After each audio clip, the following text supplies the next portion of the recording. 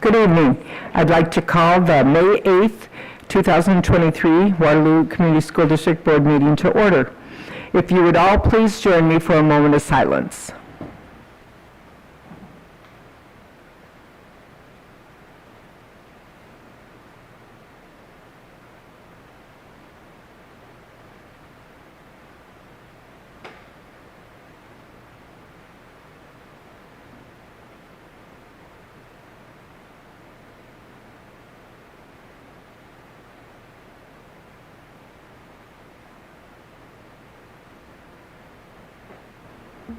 Thank you very much. Now, if you would please rise for the Pledge of Allegiance. I pledge allegiance to the flag of the United States of America and to the republic for which it stands, one nation, under God, indivisible, with liberty and justice for all. Thank you very much. Now we will have Director Jesse Knight read our mission statement this evening. The Waterloo Schools community commits to a comprehensive system of education and support to ensure that each and every student will graduate prepared for college, career, and citizenship, as evidenced by continuing education, pursuing career path, and contributing to a community. Thank you very much, Jesse. And I would like board members to know we will be removing, and audience members, items D and E from our agenda this evening. There was a staff conflict, and we'd like to recognize all our employees in that department because they have done an awesome job. So we will be doing that in the May 22nd meeting. That's the School and Community Relations Awards and their plan. So that will be on May 22nd. Then our first item tonight is item A on page 1, which is a board celebration, and it's the Waterloo Career Center student winning the 2022 Congressional App Challenge. And we have Kyle here, and we have the student here, so if you want to come on forward, and I'll just read the background, I guess, and then we will turn it over to you. But the background is the Congressional App Challenge was first officially launched in 2015 by the U.S. House of Representatives and was designed to encourage student participation in STEM, especially in computer science and coding. This nationwide effort allows students to compete alongside other peers by creating an app for desktop, PC, web, tablet, mobile, Raspberry Pi, or other devices. The challenge is specifically designed to promote innovation and engagement in computer science and is open to all middle and high school students. Representative Ashley Hinson named Adrian Gomez, an 11th grader at the Waterloo Career Center, as the winner of the 2022 Congressional App Challenge in Iowa's 1st District for his Job Foundation app. The app will help the Job Foundation will keep track of how the money awarded to students is spent, as well as helping students keep track of how much money they still have available. All told, 9,011 students registered for the 2022 Congressional App Challenge, creating 2,707 fully functional apps for 335 members of Congress across 50 states, Puerto Rico, Guam, the Mariana Islands, American Samoa, and the District of Columbia. This year's competition set the record for the most student registrations, most apps submitted, most apps per district submitted, and most districts receiving over 20 apps. The wildly successful competition continues to impress upon House members the importance of computer science education and the need to develop a pipeline of diverse domestic STEM talent.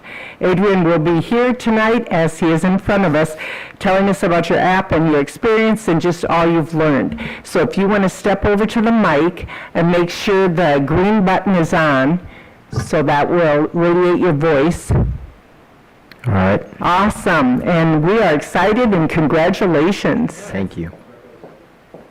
Yeah, but I had the opportunity to go to DC, and it was probably one of the best things I've ever done in my life. I met a lot of other smart kids just like myself. I also met a lot of sponsors there, including the Coder School, Amazon Web Services, multiple other ones, all great technology companies, you know.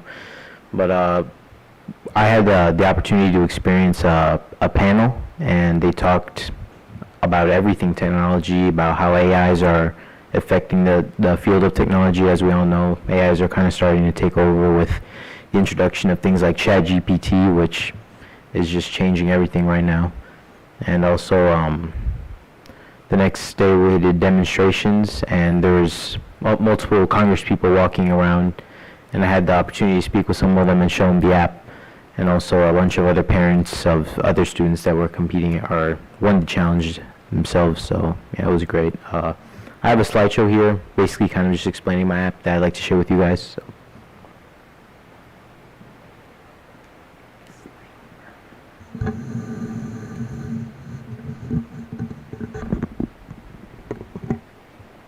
So, my name is Adrian Gomez, and I'm an 11th grader from Waterloo, Iowa. I go to East High, and right now I'm under Mr. Coolers at the Waterloo Career Center. So, I have two versions of my app, the one I submitted for the challenge and the kind of updated version that I'm currently working on.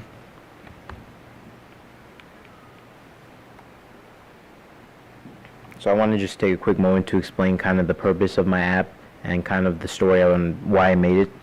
So the Joe Foundation, as you may know, is a nonprofit organization here in Waterloo, Iowa, and they teach financial literacy to kindergartners all the way up to seniors in high school in the Waterloo Community School District. And unlike many financial literacy programs, the Joe Foundation kind of works with their students to open their own bank account, and they pay the students based on their grades, attendance, and behavior in school. When I was first introduced to the idea, I thought it was a great idea. That's why I kind of decided to take on the challenge of creating an app for them. So the impact this app will have on the community is basically, as Ms. Flynn explained earlier, it's kind of just going to help them manage their money, the money that they're given to by the Joe Foundation, and they can spend the money on things that they may need or maybe something that they would like as well. And basically, they're just going to get paid on how they do in school. So.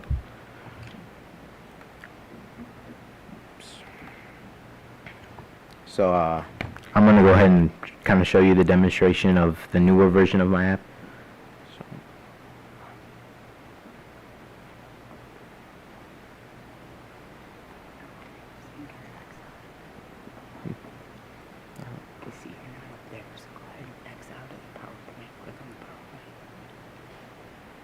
Click on the, yeah, there you go.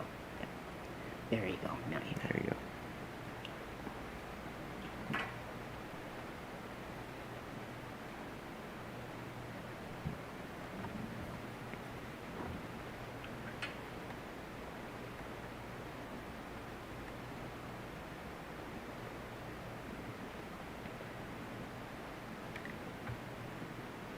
Alright, so this is the first page, the create account page that I made.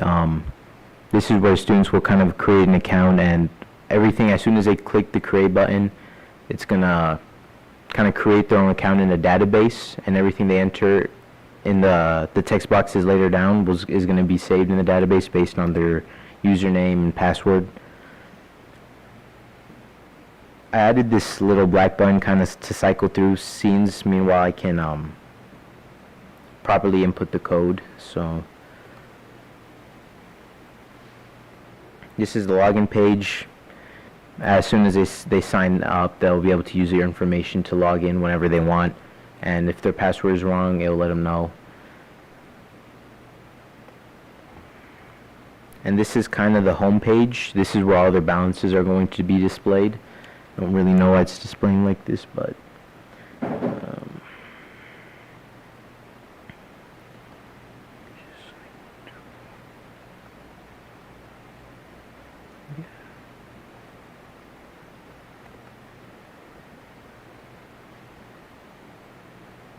there you go. Okay, so yeah, this is the page. And as you can see, the little buttons on the bottom are kind of just signals of where to navigate around to get around the app. The question mark button is to get to the contact page. So in case they want to submit an error that happens or an issue that happens with the app, they can do so there. Show you that. Here's the contact page. They can enter their transaction ID in this way. That way they can get back to them based on whatever they enter.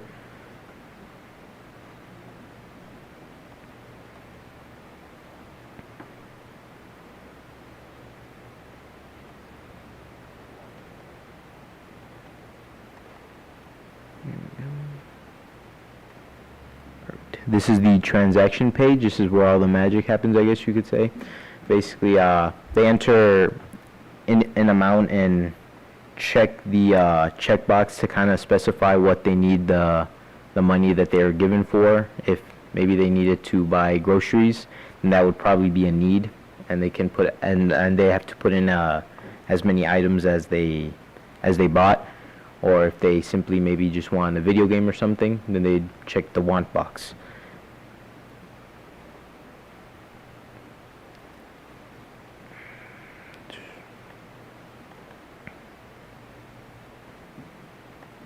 And as soon as they submit it, eventually, as it's a work in progress, it will show up here, kind of just pop up, and they'll be able to expand it to see the details of their transaction. Are there any questions so far? Does do the questions go to you then? Do you manage the app? Yeah, anything that will that they submit will probably go to the Joe Foundation, and they'll probably email them back with the response if they submit something through the contact page. It's real. I just wanted to say it was really cool that you have donation as an option, because it's promoting young people all the way up that it's good to give back. So that's cool. Yes, I agree. I thought it was a great idea. Yeah, super. Yeah, that's about it for the demonstration of this. This is very close to being finished. Me and Kate at the Joe Foundation have been working hard to get this running. Let me see if I can. So will this be something they need to run on like a browser? They'd be able to run it on their phones. Okay. And we'd be able to also run it on browser as well. So does this operate as a credit card with Job Foundation as bank, so to speak? Yeah, you could say that. Basically, I imagine they'll just transfer the money to their accounts, and they'll be able to spend it however they like, and the Joe Foundation will be able to see how they spent it. That way they're not, spending on maybe something they're not supposed to. Mm-hmm. How long have you been part of the program at the Job Foundation? This has been a project since around October, I believe. Oh, just... So, yeah, in October I began working on the app, and I submitted it in for November, and the winners were announced in January. Are there limits on how much you can spend with the Joe Foundation? And then is there anything on your app that regulates how much, if it's a want or need, how much that goes out at a time? I believe not yet. That'd be definitely something I'd recommend for Kate for us to add. Would probably be a spending kind of a limit, I guess, so they don't spend more than they have, which I'll probably make it a function so that they can't spend anything they don't have, and it gives them an error if they try to. So what was the most surprising thing of the competition you were in? I was very surprised by how much people there was like myself. I mean, everybody there was just smart, I mean, you heard them talk, and like I'm pretty experienced with programming, but some of the stuff they said, quantum encryption, all this stuff had my head spinning. It was really something. Yeah. So what class are you under Mr. Coolers for? I've taken multiple classes with them. Since last year, I took a cybersecurity and also a database and design management class. And then last semester, I took a intro to programming class and a web layouts class. And currently, I'm with him in an internship. That's the internship I have with Kate, where I work on this app daily, and also a follow-up to our cybersecurity class as well. Okay, thank you. So what got you interested in going into this coding and Well, I've always loved computers ever Really? since I was like 12, I'd always Yeah. help my parents kind of fix the TV, even if it was just changing the source to HDMI, Your dad's agreeing with you 100%, Brian. Well, it's pretty amazing, and we had I enjoyed our conversation before the meeting here, but you have definitely a promising future here. And, the sky is pretty much the limit these days with coding and computers and stuff. You can have a wonderful future and lots of different diverse opportunities.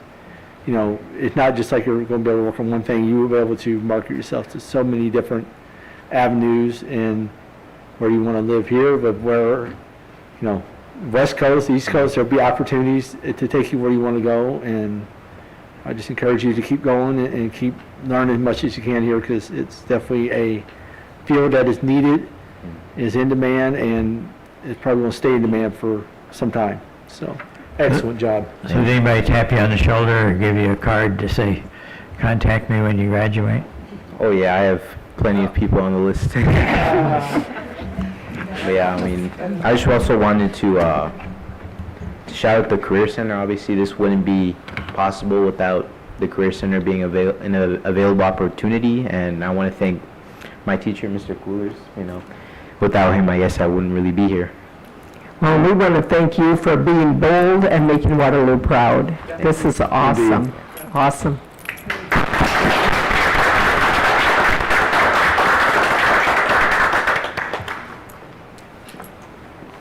Can we get a picture with Mom and Dad, too? Yeah. Yeah.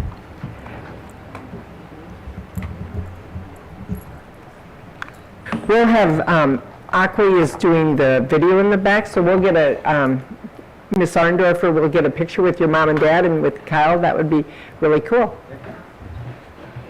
Oh, here she comes. Yeah. I'll play double duty. Thank you, Aqua. Thank you very much. Let's have maybe here, facing this direction. It's sort of nice to have the board. You want to put them inside? Aqua would be easier. Yeah, that's a good idea. Thank you. You guys have to be really proud parents. He is an awesome young man. Awesome. You'll never have to pay for computer repair. Okay, and so you all, you don't have to duck. You don't have to duck, just smile. You can just look at and smile. All right. Okay. So I've only got 1, some. 2, 3. Wonderful. Yay, Mr. Coolers, yeah. All right. And 1, 2, 3.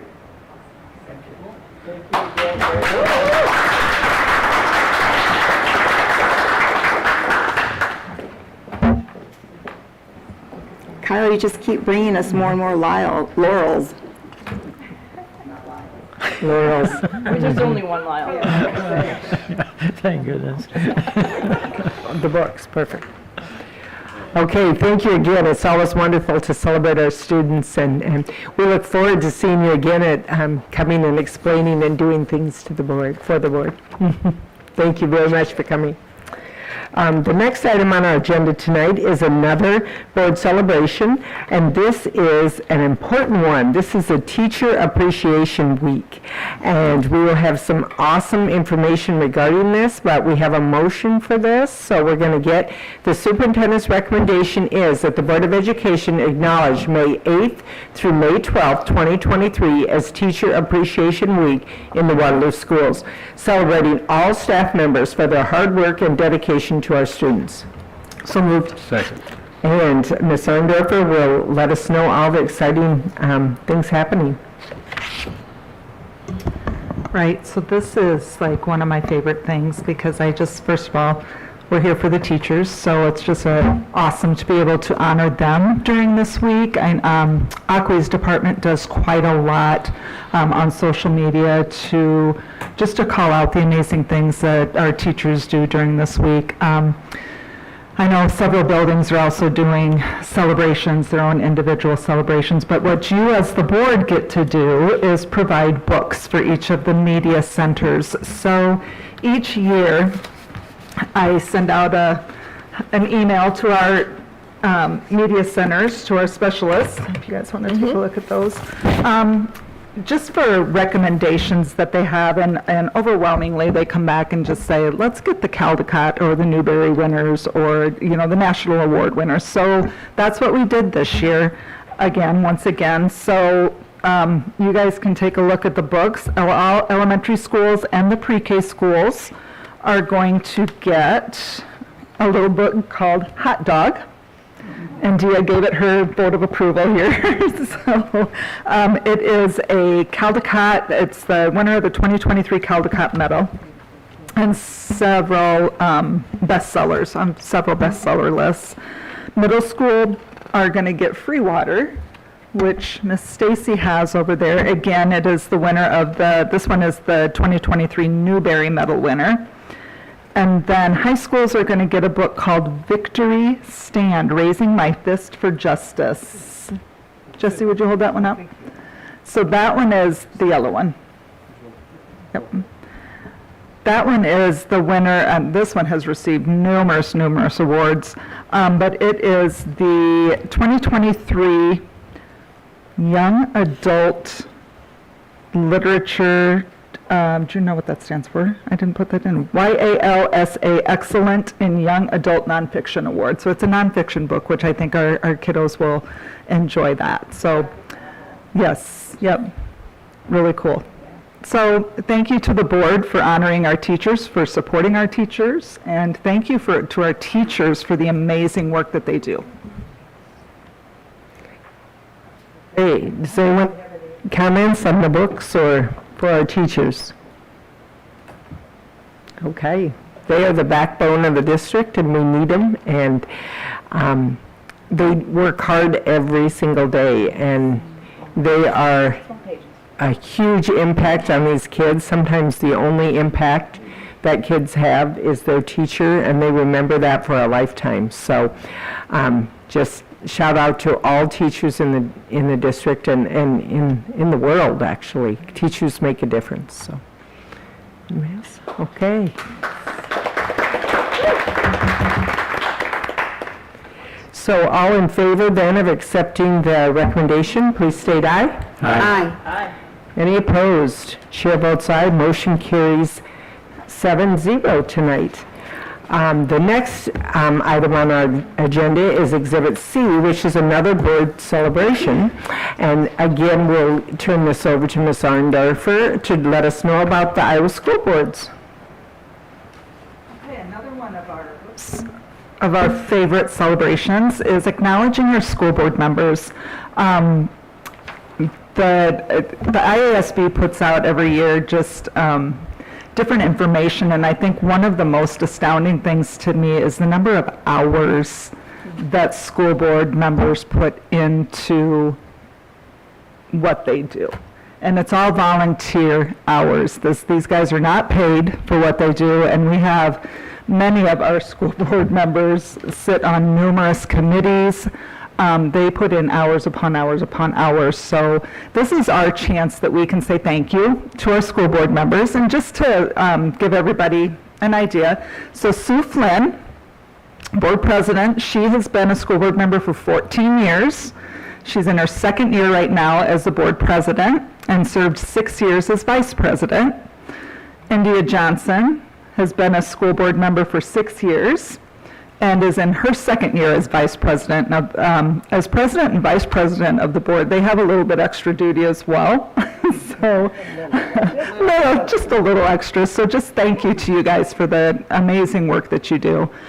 Jesse has been a board member for 8 years. Aster's been a board member for 6 years. Stacy for 4. Janelle is in her second year, finishing up her second year. And Lyle has been a school board member for 30 years overall. He took a little bit of a break, but 30 years, yes. And of those 30 years, Lyle served 2 years as the vice president of the board, too. Wow, that's like 2 high schools. My hair was a different color at the time.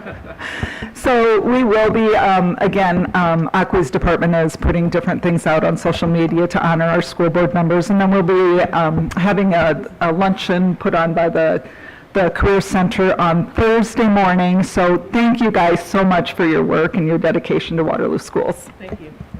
Thank you.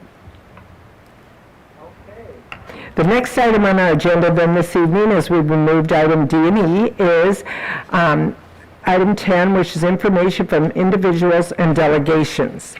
And this is the opportunity when those who wish to address the school board may do so. Please keep your comments to 3 minutes or less. Mrs. Arndorfer will hold up a yellow card when you have 30 seconds remaining and a red card when your time has expired. At that time, I will ask you to conclude your public remarks. Please also keep your comments respectful and constructive. We are all here with the same goal of trying to help our students. Please also avoid criticizing the job performance of specific employees of the district. Personnel matters are confidential and must be handled through proper channels and not in a public forum. Finally, we do provide this as an opportunity for public comments, but it is generally not a back and forth discussion, especially of items that are not on our agenda. At times, we'll try to help if we can with information before or after the meeting, but we have to proceed with our board meeting agenda items. With that said, I invite anyone who wishes to address the board to please come forward. Start by saying your name and your home address and making sure the green light is on.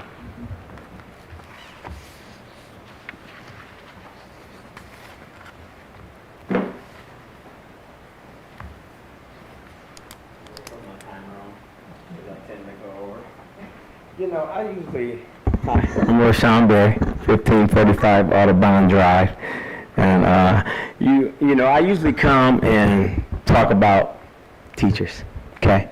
And because I've always done this, I've been in the education field for 13 years, okay?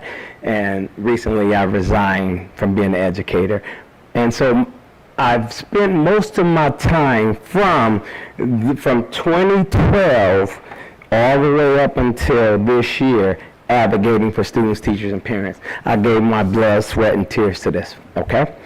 But here's the deal. I want everybody to just take off their hats for a second and move, being a mom, being a dad, be a parent, be a human being. I just want us to be human beings for one moment, okay? Because here's my deal. I started in 2009, 2012, advocating for my students, had the highest number of teachers and students supporting me. I sat with teachers many times and cried. I stood up here and talked about the well-being of students, the well-being of teachers, okay? But now I'm going to focus on me as a human being because I got my beautiful wife right there, Carrie Berry. I gave her that beautiful, lovely name, and my daughter, Nia Rose Berry, okay? And so I'm coming here because last year my wife was diagnosed with breast cancer, okay? I didn't have any support from this district.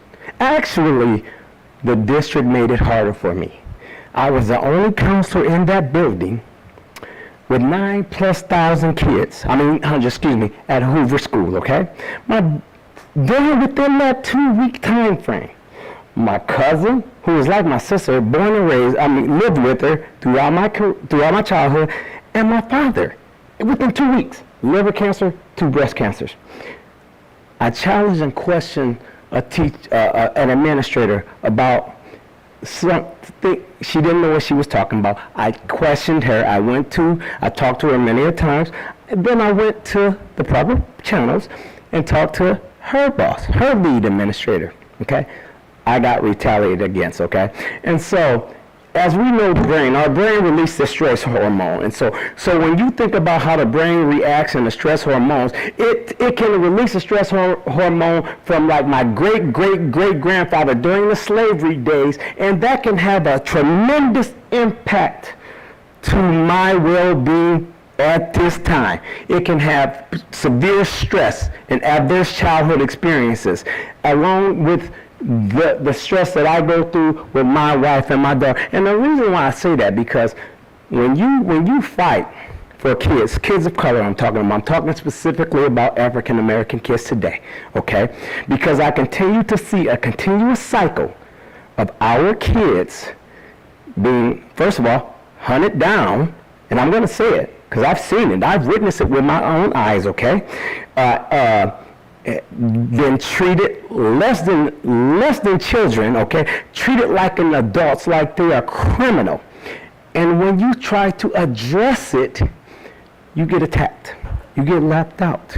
You get retaliated. And I know, Dr. Smith, you are aware of this because I talked with somebody and they said they kind of brought it to your attention when you came in about retaliation within the district and things like that.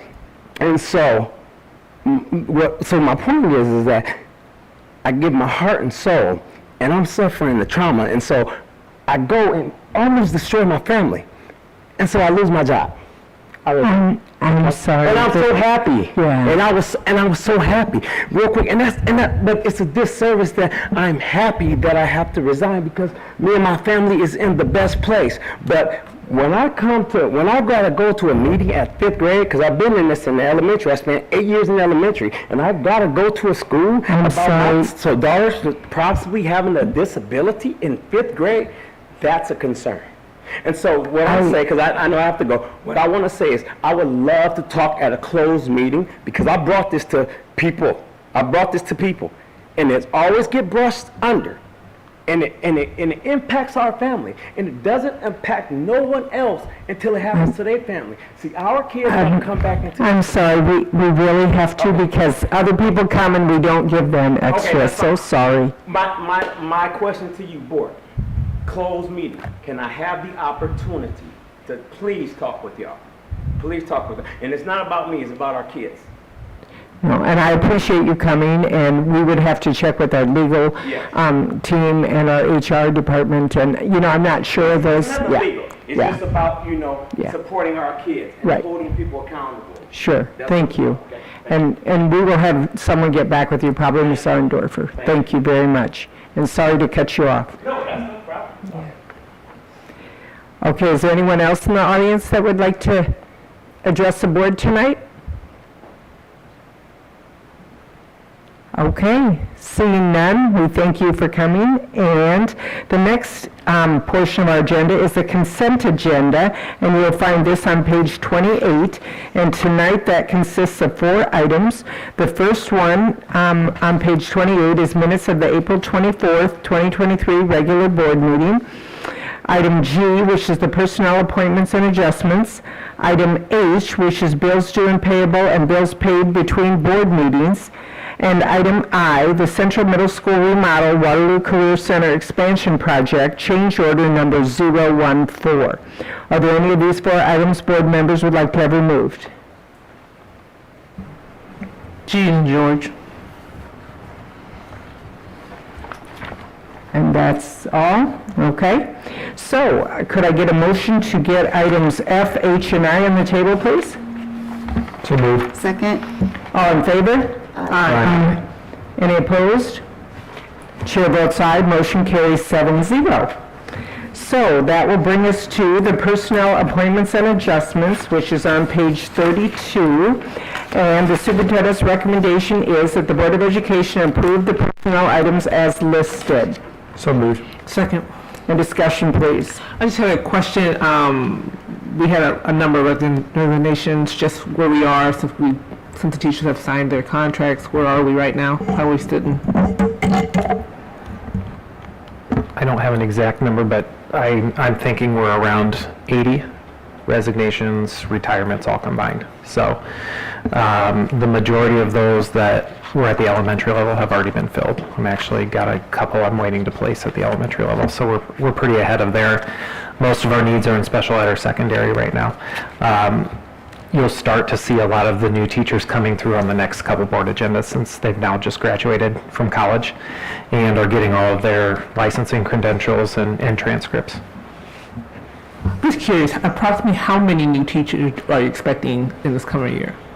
Just about the same that is left. So, if we've had 80 or so resign or retire, I don't know if any of those are ones that we are not able to replace off the top of my head. So, but I think last year they were somewhere around 75, 80, so very similar. Similar. Thank you. Are we doing anything special for recruitment? I noticed, and I know it's a world, across the United States problem, special needs teachers, special ed teachers. Are we doing anything for recruitment, specifically targeting those positions? Nothing special or outside of what we're doing for other positions, although I'll add our special education department, Megan Allen, and people in her department are very active in reaching out to teachers at especially at UNI, but at other colleges too. So they kind of do a lot of their own specific recruiting and things like that. So With the amount of new teachers coming in, it seems like a lot, and it's probably that number or the course or in the past. With new teachers in their first couple of years, they have mentoring and coaches. Is there a number of mentor coaches they have per building, per new hires allotted? And will we be looking to add more to support those new teachers? I think it's important to make sure those teachers have the support in those first couple of years. So are we looking to add more mentor coaches or building support? not for next year. I think, and I don't know off the top of my head how many we have, but I think we have at least 6 mentor coaches around the district. My only frame of reference for comparison is in my last district, which was smaller than here. We had 2, and we were hiring 40 to 50 new teachers a year. So, but I don't know what our ratio is off the top of my head. That's something I can find out for you. The mentor coaching is run out of the Ed Services Department, so I can definitely find that out for you. Okay. With the demographics of our district and some of the challenges for teachers in our building, we know the support is needed to be able to retain and recruit new teachers.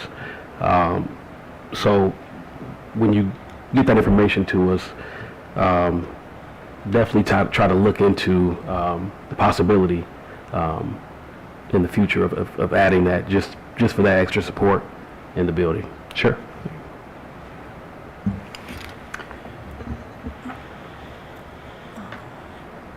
Lyle, you look like you want to... I think I understand what I was questioning.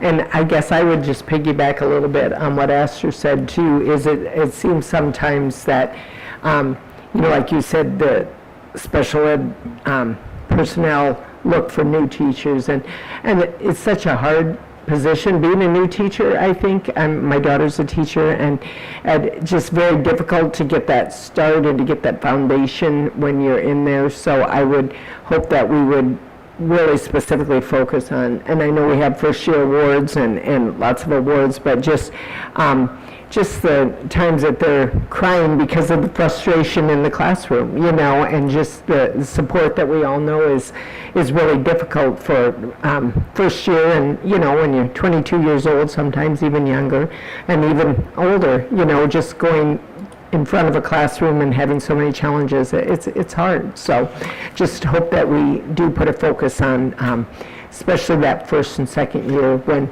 we can really assist them and make their career either great or they determine they're not going to want to be a teacher. The mentor coaches are really meant to be a resource for the teachers, to the point where the mentor coaches aren't here for us as administrators to evaluate teaching or,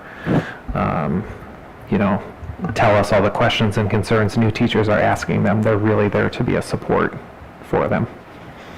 So even like a teacher hotline or something, I don't know, just something that, yeah, sort of, so that's just my 2 cents. I see there's 4 math and science teachers.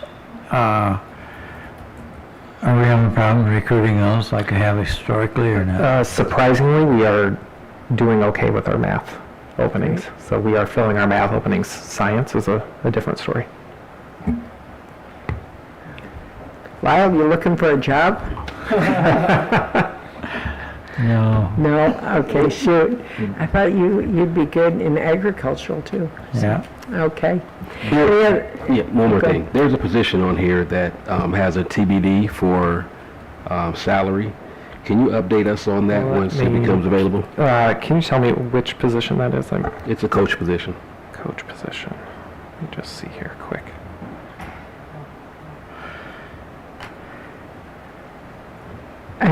Pam has it marked down to let us know, so we're good.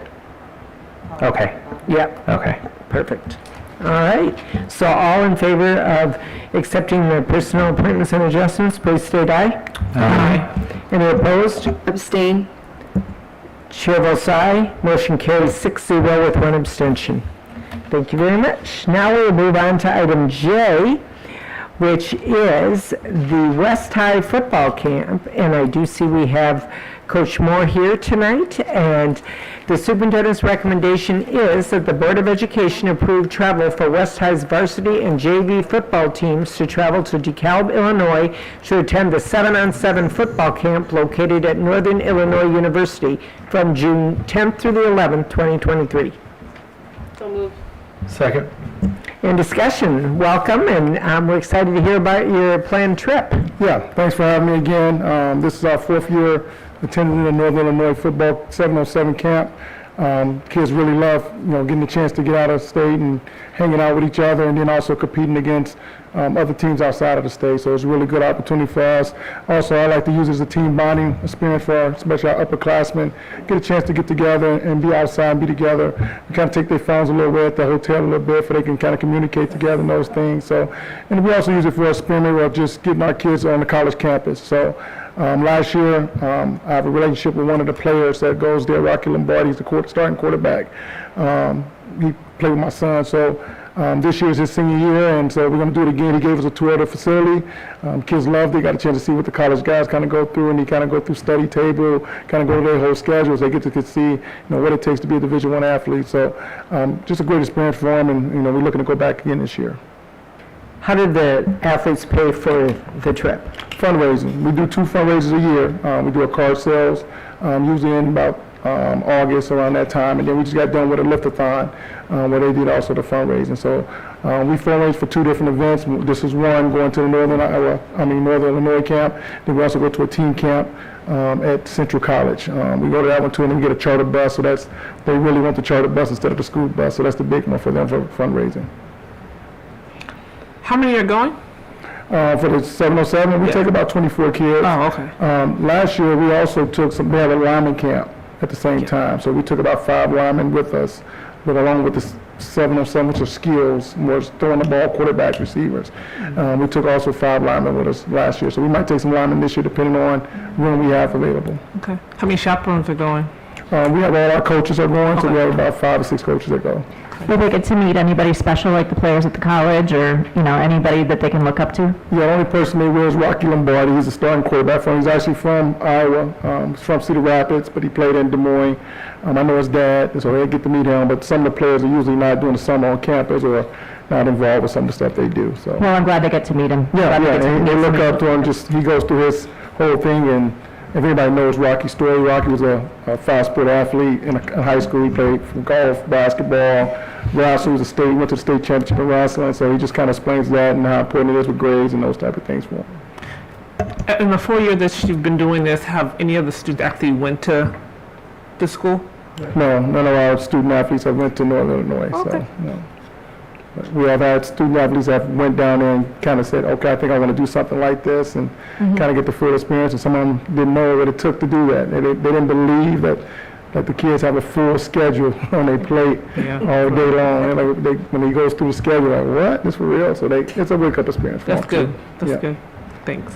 So I usually don't comment, but I just have to thank you for doing this. Being a parent of a collegiate athlete, I think until the kids hear it from those athletes, mom and dad can say this is hard work, but when they hear it from an athlete themselves, the study tables is a real deal. The full-time job of being a collegiate athlete is a real deal, but you're also giving those kids the opportunity to know that they can do this. Of course, they can see that. They see kids that are doing it every day, and letting our athletes know that they can do it it's a huge thing. Thank you. That's a great one. Thank you, and I appreciate it. Yes. We just took a group of kids. I think we took 6 kids down to the University of Iowa football practice, spring practice. So again, they got a tour of the facility. They got to watch practice.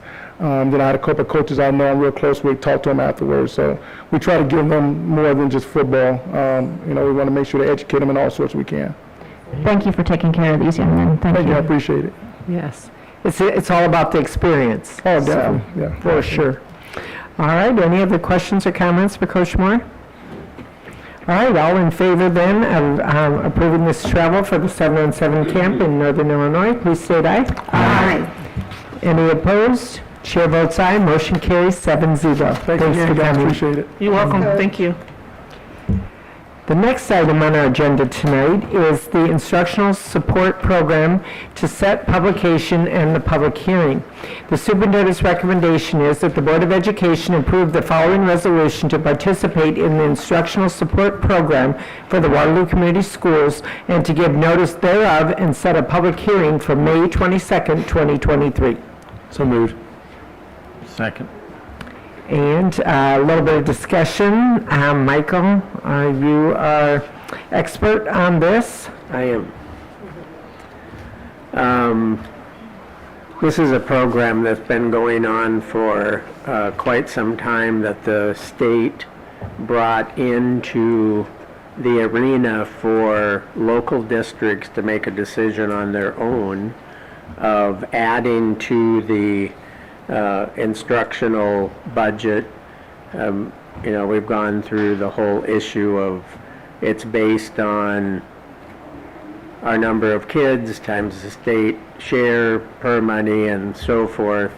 And there have been other categorical awards to the budget by the state, like teacher salary supplement, TQ, professional development, teacher leadership.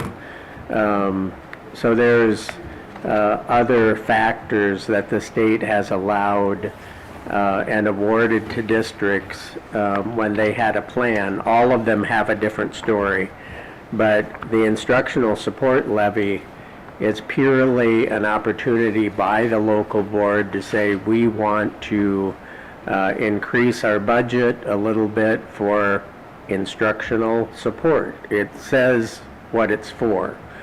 So it's just for any purpose. It's something that goes on for 5 years by board action. It can go 10 if it's by a public election. We've never done that. And in the narrative, I did give you kind of in the middle of that on page 55. The first time Waterloo adopted it was in 1995. So then it was in 2000, 2006, 2010, 2014, and the last one was 2019.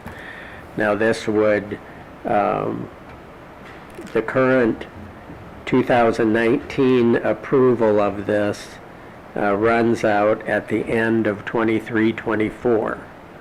So this would become new revenue, renewed revenue. It is supported by property tax, but it will not increase our property tax. It's a replacement. It's a continuation of something we're already doing. But in that process, and it would last then through 2029, 28, 29 would be the end of the next cycle. But it does require a public hearing. So it's going to have to be published in the Courier saying that on March 22nd, there'll be a public hearing and then action by the board following that. And the whole resolution that is on page 57, that's what will be published, that exact document. So it kind of explains the different components of it, and what you can use it for and how it's funded. So that's what we will go through in the hearing process at the next board meeting, and then the action to follow. And I misstated because it's actually the wording on 58 that goes, that's the one that the board secretary has signed. So that's the official notice that will be in the paper, but it contains pretty much the same information. Micah, you said March 22nd. I think you meant May 22nd. May 22nd, yeah.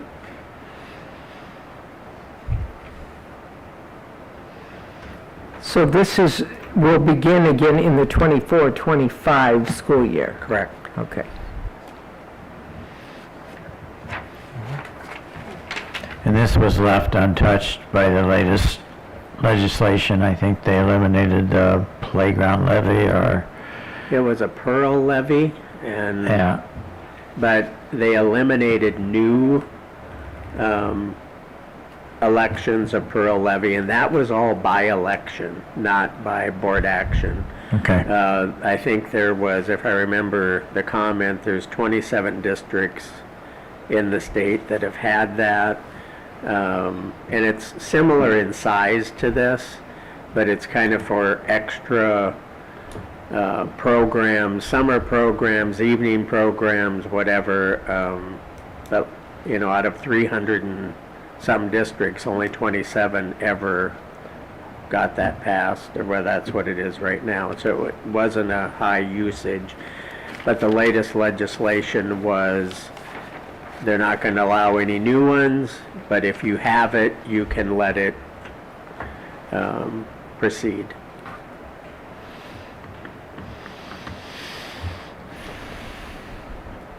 Okay. Any other questions for Michael?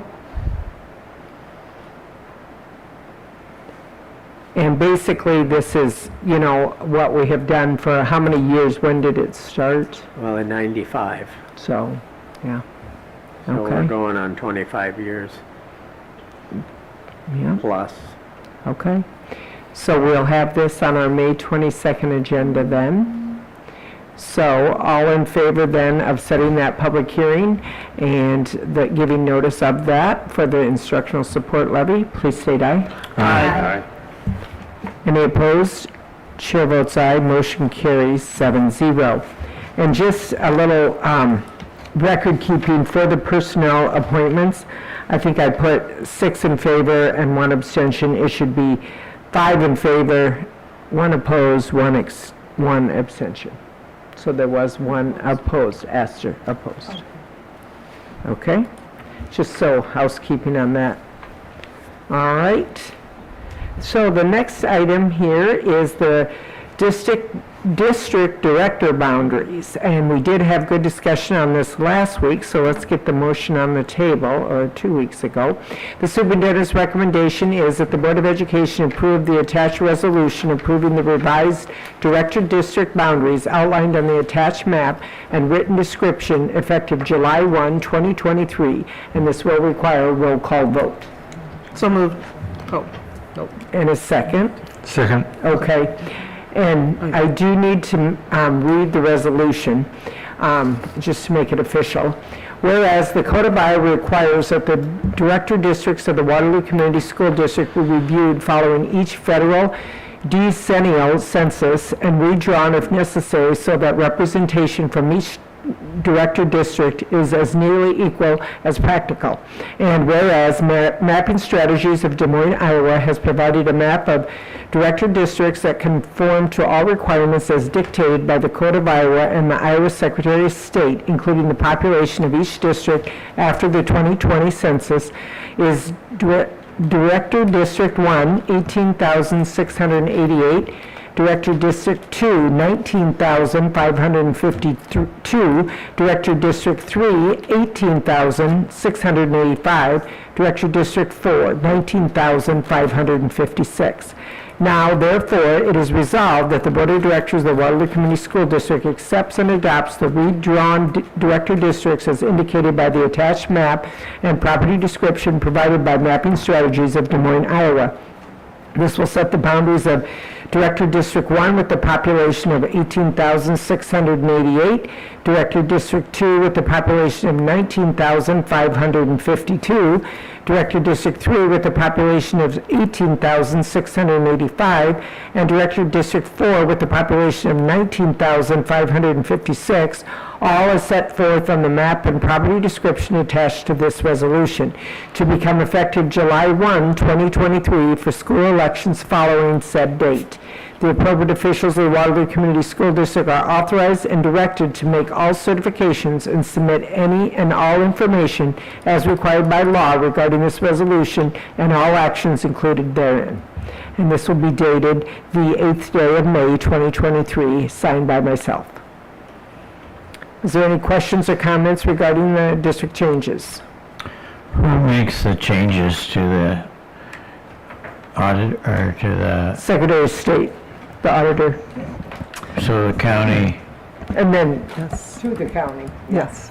and the county comes back and updates all the voter registration cards? Yeah, I think it would notify the effective changed. You know, so I don't think if you weren't changed, you wouldn't be notified of it. So it would just be, if it affected you, you would be notified. Yeah, so I've already been in contact with Karen down at the county office, and so she has actually seen the maps already, and Mapping Strategies is working back and forth to get that information to her as well as the Secretary of State. Because it follows precinct lines, right? So, okay, but it's still within the precinct, they need to make the changes, all right? Yeah, so there'll be, you know, a few additions and a few subtractions. It looks like 2 additions in 2 and 4, and deviating from the population, yeah. Okay, any other questions? All right, all in favor then of accepting this recommendation, please state aye. Oh, roll call, sorry, that's right. Lyle Schmidt? Yes. Janelle Ewing? Yes. Astor Williams? Yes. India Johnson? Yes. Jesse Knight? Yes. Stacy Mills? Yes. And Sue Flynn votes yes. Motion carries 7-0. Thank you all. Okay, now the next item on our agenda is the Exhibit M, and it's board policy changes, second reading. And the board approved, the superintendent's recommendation is that the board approve the following policies: school board elections, legal counsel, and school board association memberships, and approve the deletion of probation. So moved. Can I have a second? Second. And do we have discussion? Any questions for Pam or the Policy Review Committee? Looks pretty self-explanatory. Yep. Anybody? All right. All then in favor of accepting these policy review changes, please state aye. Aye. Any opposed? Chair votes aye. Motion carries 7-0. Then we are on to Exhibit N, which is a separation agreement, and it's the superintendent's recommendation that the Board of Education approve the separation agreement and authorize the board president to sign such agreement. So moved. Second. Thank you. Is there any discussion? All right, all in favor then of accepting this separation agreement, state aye. Aye. Chair votes aye, no opposed, motion carries 7-0. Thank you very much. So that concludes our action items this evening. Awesome job, guys. And we are on to the superintendent's report. All right. One of the questions you asked for was an update on summer school. And so Pam did a good job of kind of collecting some information for you. I'm just going to summarize that for you. You all have a copy of this.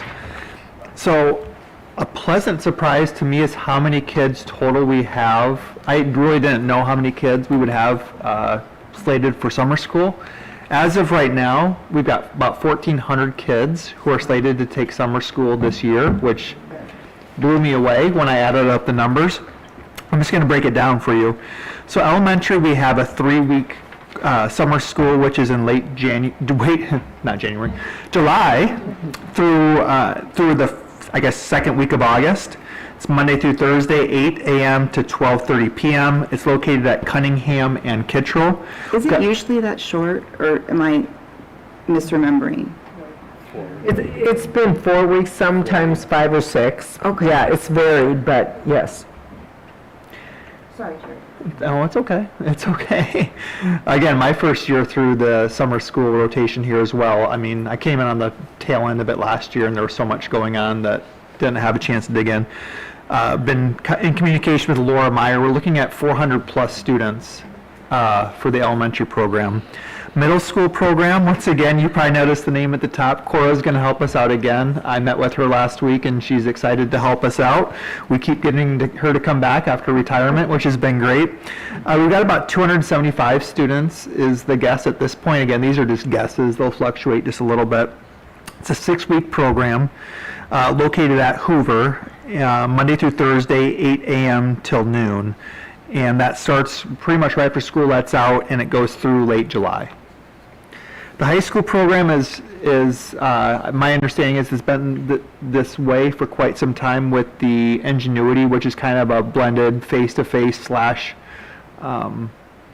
using the online programs. Right now, you probably saw the number. East, we're looking at about 225 students. West, we're looking at about 300 students for a total of 500 plus students. Again, that's a 9-week program, Monday through Friday, 8 a.m. to noon. My understanding is the PBDA coordinators run those programs at both buildings. One thing that as Pam was helping collect this information, you see on the back side there's pretty extensive special ed extended school year program that we offer. Pre-K through 5th, we're at Lou Henry. 6th through 12th, we're at Hoover. It's a Monday through Thursday program, 8 a.m. to 12:30 p.m., a 3-week program late July through early August. We're looking at about 210 kids in that program as well, which again, I was pretty much blown away by how many students we serve in that summer program there for extended school year. So again, about 1,400 kids that we're expecting. Could fluctuate maybe 100 either way, I would say, just because sometimes those are determined by how students do, and especially at the secondary level, as we get closer to the summer, some kids, that's kind of the carrot, I guess you could say, is, hey, let's do well in these finals and maybe you won't have to attend summer school or so forth. So again, that's kind of the summary. We've got 2 pages there worth of information for you, but I'm hoping that kind of gives you an idea of where we're at. Will the teachers overlap with the the special education and the middle school being at Hoover? Do you know? Or will it just be separate? This is me guessing. I'm guessing it's separate staff, separate parts of the building. I did a walkthrough, I'll be honest, I did a walkthrough last summer of the middle school summer school program at Hoover, and I don't recall seeing an extended school year in the areas where I was at. So I think it's a separate area. I'm not exactly sure without talking to Cora, or Ross is kind of our in-house leader there for that as well. Will the elementary portion have anything like extra after? I know in the past we've had like aftercare or something, but they're not doing anything with the Boys and Girls Club or anything like that. No, I was in a meeting where we are offering Boys and Girls Club services, and so we didn't get that included on there. But I do know I was in a meeting. I don't know, with Kelly Martin about a month ago, where Boys and Girls Club is planning on offering some services to students on site. At their location. Yeah, they're going to bus the students. I can get more information for you on that though. I mean, is that being done though in conjunction with summer school, or is that separate? Because usually the afternoon, right, with summer school then, is they go do fun activities. I believe in the past they had to attend summer school to attend the Boys and Girls Club at those sites. Okay, yeah. So they couldn't just show up to the Boys and Girls Club portion in the afternoon. Yeah, I know that we have less sites this year. Cause I remember we used to have one at Irving. So, yeah, and Lincoln. So, with 400 students. Okay. Are we, on the targeted students, do we limit any of those categories, or everyone that wants to, of those different groups, everyone that would like to attend summer school, can we accommodate them? You know, this is kind of philosophical talk right now, but we have said numerous times, like, whatever our students need, we need to give to them. In my mind, you know, with the ESSER, we were very fortunate with the ESSER money we received. A lot of that was supposed to go towards summer school programming. So again, I can't say for certain that we're turning away kids, but our philosophy that's been communicated numerous times is whatever our students need, we're going to get for them. Sometimes the barrier is staffing. It's becoming more and more difficult for whatever reason to get staff. I mean, I get it. They want a break, right? But we've said we've got the funds to support these programs with the ESSER money that we received. So I'm hoping that we haven't turned away kids. I can't say for certain that we haven't, but we've been very clear with our administrators, like whatever our kids need, we will financially support that. Just help us find the staff and let's get the kids there. I think at high school level, you gotta, look to fill recovery credit first, and then the kids that want to advance ahead or get ahead on classes come second, I think, on those. And I think they have to Oh, get for the permission. advancement? Yeah. They have Okay. permission Because you to gotta do get so. permission, and then I think they gotta make sure that they don't, that people, kids in credit recovery are served first, Yes. so. So I guess when I was answering that question, I was thinking more of through the remediation lens. But certainly, I'm hopeful, and again, this will be probably an ongoing conversation, but Yeah. I know Sharice gave us some feedback as we got this, that we can say, hey, whatever these kids need, if they're going through the advancement route, like, Yeah. let's support this as much as possible. Yep. As the information comes in, I'd kind of like to know how many seniors that have not reached graduation requirements would be, what interest there is. Because, our graduation rate is down and less than it ought to be, so certainly there's two elements of that. One is to encourage seniors that haven't met their graduation rate to graduate in the summer, and I don't know what date they need to graduate by to be considered a four-year graduate, but at least they should be a five-year graduate, which is, to me, the same thing. Trying to think, as a former high school principal, I used to know that date. I think it's it butts up against like the start of the next school year. Yeah. Thought it was like almost into July, first of August, so like, it had to be done before August, I thought. Maybe that was it. Maybe that was it. So Yeah. you do have some time, and we've caught some kids absolutely in those summer months. Yeah, we have about 1 to 2%. I think our five-year graduation rate is above our four-year graduation rate, so we need to encourage as much as we can students. I mean, really got a free year, especially with the Career Center and all the college credits. Why they can go to college their first year at the Career Center under the guise of being in high school, but they're really in college. So that all works out good for everybody. Okay, so sounds like we have a good plan, and as far as parents, is there communication going home to the parents at this time about, their student needs to go and supports that are available to help the parents get the kids there too? I would have to, yeah, absolutely. I'm sure, I know they're on top of it, having talked with Laura, looking at the different points of contact here, they're all over it. There has been a communication going on to sign up for it, I know that, but now whether or not, going to specific families, I don't know, but there was a general one came out to, if you want to register for summer school, so I know that came out, so. I did get a text back from Jen, Mrs. Hartman. Boys and Girls Club is providing aftercare, and we will transport students for elementary. Yep. Awesome. Okay, well, that sounds like a wonderful, well-planned out summer for our students, so that's great. All right, anything else, Dr. Smith? No? All right, so tonight we're going to start with Jesse.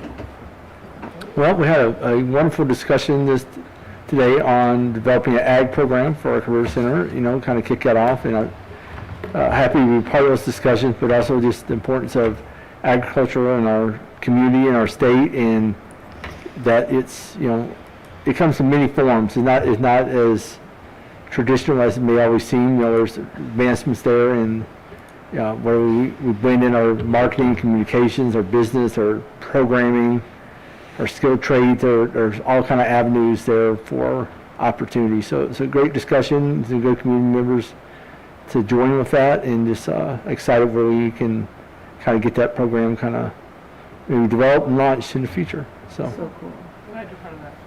Awesome. India. I actually don't have anything, but thank you. We'll go. Lyle. Yeah, just to piggyback a little bit on what Jesse said, many urban schools districts are now adding agriculture, or have added in the last few years. So we're right in line with that. We probably a little overdue on that because, we're right in the center of the agricultural world. And a lot of kids that may not be interested in anything else, we think, well, they won't be interested in agriculture, but testimony is otherwise, that you never know. Some kids that have never, had anything but a cat or a dog end up in plant science or horticulture or agriculture of some kind. So I think that's going to be a great add, and as Jesse said, it's just being formulated right now. So anybody that has any suggestions, that now is the time to help us out. So that's it. Perfect, thank you. Chanel? Incredible congratulations to the East High Concert Band, who got a Division I rating at a large group contest on Saturday in Cedar Falls. It is the first time the East High Band has gotten a Division I, which is a superior rating in many, many years. So congratulations to the students who worked so hard on that, and to their director, Joelle Smith, and her great teaching. The West High Band, the West High 10 through 12 band, also got a Division I rating at large group. Congratulations to those students on their hard work, and to Director Jason Dobbs. We have also at West a freshman band, and they did a very, very ambitious program of very difficult music. They got a rating of a 3, but the music that they did is really going to prepare them to be in the 10 to 12 band next year with some really challenging literature. So really pleased with the day, really pleased with the students and the teachers, and thank you to those teachers and all the people that help and all the parents. Music is definitely alive in Waterloo schools. Was the concert band piece that they did at the concert, was that the one that they did then for the? Yeah. Yeah, that was a hard piece. Yeah. All right, Astor. Thank you. First, I want to say thank you to all the teachers, and Happy Appreciation Week. Also to the admins and support staff. We wouldn't be the great district that we are without you guys, so thank you. Thanks to Mr. Berry for his service to the Waterloo schools and coming to speak to the board. A note to the students, so it's prom season and approaching graduation, so just be careful and finish out the year strong. And as we talked about earlier, I believe it's important to be able to support the staff that we have in our district, and also recruit great people to our district. Let's continue to move forward, and let's finish out the year strong. So that's all I have. Thank you, Esther. Stacy? So on the 28th, Jared, Indy, and I got to go to Ankeny to the first ISB Summit on Student Success, and we got to present.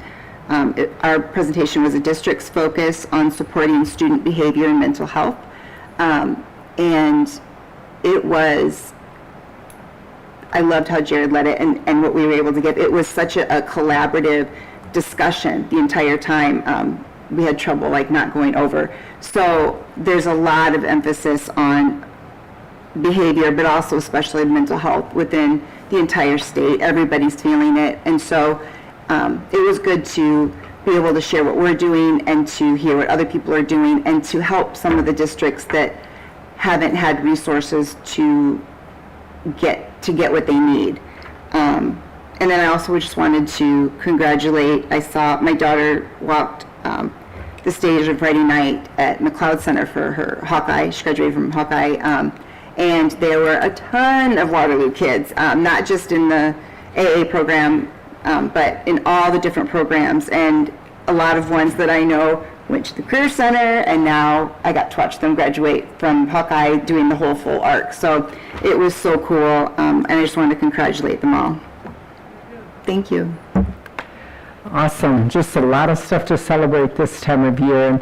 And I again wanted to thank that young man tonight for coming, and Adrian and his parents for coming, and what a proud moment. I mean, that's pretty exciting to develop an app like that and go to a conference in Washington, D.C. when you're a junior in high school. That is pretty awesome. Get nominated by your congressional member. Yeah, that is awesome. But just some housekeeping here. Our May 22nd will be our next board meeting at 5 o'clock here in this same room. Our high school graduations, to let our public know, on Tuesday, May 23rd, 6 o'clock, the East High Trojans will be graduating at the McLeod Center. May 24th at 6 p.m., the Expo Alternate Learning Center will be at Expo at 6 o'clock. That's always an excellent event. And May 25th at 6 p.m. at McLeod Center, the West High Walks will be graduating. And then the last day of school this year will be June 1. And our next board meeting in June, June and July, we will have one board meeting. So prepare for a little lengthier meeting, but that way gives us a night off during the summer. So June 12th at 5 o'clock will be the June board meeting. So with that said, could I have a motion to adjourn? So moved. Second. And all in favor? Aye. Any opposed? Chair votes aye, motion carried. We are adjourned. Thank you. The second's on a Tuesday. Oh, no, June. Yeah, see, Pam told me